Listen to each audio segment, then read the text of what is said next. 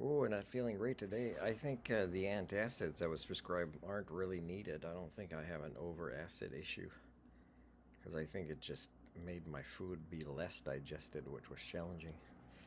Um, hey, stay tuned. This is about democracy.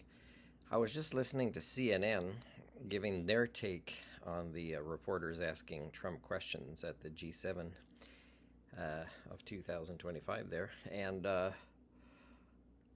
did write a comment. I said, "What if a lot of the leaders of the world know that are there that this is probably the last time, based on what's happening currently in the United States? It's probably the last time a United States leader is taking part in a G7 meeting as a member. Maybe they could be a guest if there's a new leader in the future, and they kind of maybe want to start over, approving themselves." Uh, but where history is going in the USA right now, it's just it's not reversible, right? It's not gonna change anytime soon.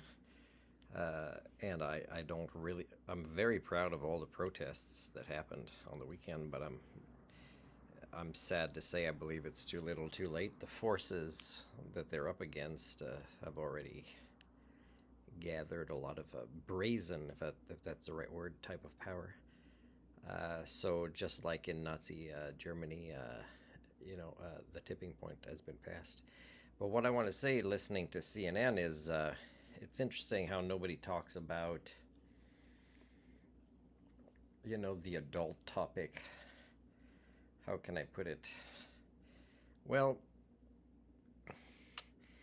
the reasons leaders disagree and don't come to agreements is not uh, based on values or morals or ethics, because those are easy to figure out.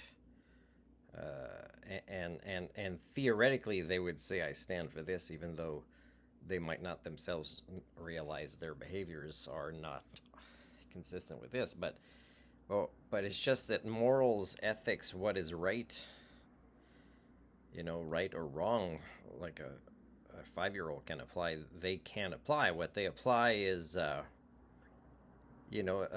capitalism, unlimited growth on a limited planet kind of thinking.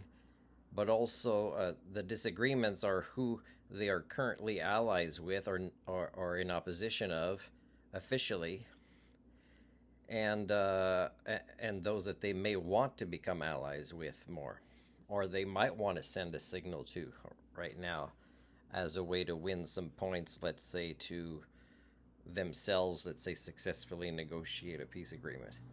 It has very little to do with the deals that they're there to do. So, in a way, it's almost like they might not let themselves be distracted by their phones, and they might have a team of people trying to keep them on topic, and they could do a great job, these people, but they can't stay on topic because of the HSD, right? The HSD is they have to believe the stigma about this country, about that country. They apply concepts from the past, present, their imagined future. Who's a leader back then? Who's a leader now?